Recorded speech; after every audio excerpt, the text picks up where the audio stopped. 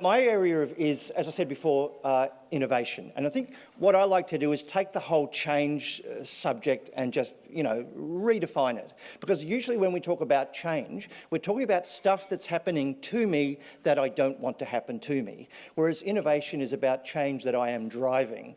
And so it's really just a question of what side of the change equation are you on?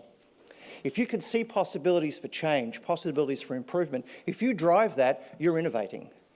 If you let someone else do it, let someone else tell your story, let someone else define your industry, then change is happening to you. Does that make some sense to you guys? So I have this very proactive, get on the leading edge of this thing, don't wait for it to happen. So let me just kind of define my terms a little bit. Innovation really is about looking at ideas and how they could be better. How could you improve it? I was reading the other day that for 2 million years, humanity had two tools. We had rocks and sticks. We had rocks for bashing, we had sticks for poking. So Bunnings would have just had two aisles, very simple. And it took 2 million years for a human being to say, hey, why don't we put the rock on the stick? And I can just imagine all the other cavemen going, you're new here, aren't you? So let's talk a little bit about it. Does anybody remember this? The Motorola TAC 8000X. Who had one of these things? Oh my God, now I know the age of my group. Who remembers that there was a time when this was awesome? This, youngsters will not believe me, but this was extraordinary. This was the first phone on the market that would store up to 15 phone numbers. Never been done before. Total game changer. It came in three fashion colours, black, white and mushroom. It would give you half an hour of talk time for every 10 hours of charging. Total revolution. And it was the first phone on the market to weigh only 3/4 of a kilo, which is the same as a bottle of Shiraz. And when people took these things out of their pockets, we turned, we swiveled and we said, damn, that thing is sweet. I got to get me one of those babies, because this was extraordinary. If you remember what came before, there was a time when you had to have a whole other guy with you just to make a phone call. And he's got his back turned for privacy, which is quite a nice touch. But if the stuff on the left is what you saw, then the stuff in the middle is magical. Of course, here's where we are now. So would you agree there's been a huge degree of change in this industry? What would you say, yes or no? Okay, do you think it's generally been towards an improvement? Is there a theme in which it's getting somehow better? What would you say, yes or no?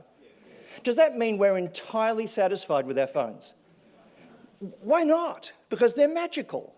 And for 2 weeks we think they're incredible. And then we start bitching about them because they're just not fast enough. Have you noticed this? I heard a guy say the other day, why is it that the little blue dot that's meant to be me in Google Maps, it's always about 3 feet behind where I actually am?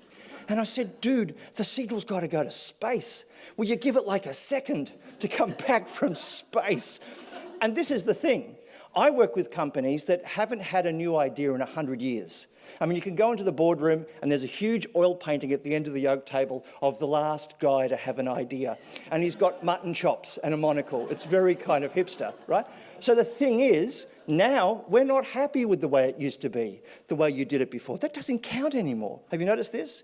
We now think that innovation's a human right. We suspect it should get better on a weekly basis, not on a century basis. Have you seen this happen? My local shopping centre had closed for the day and the dress shop had closed.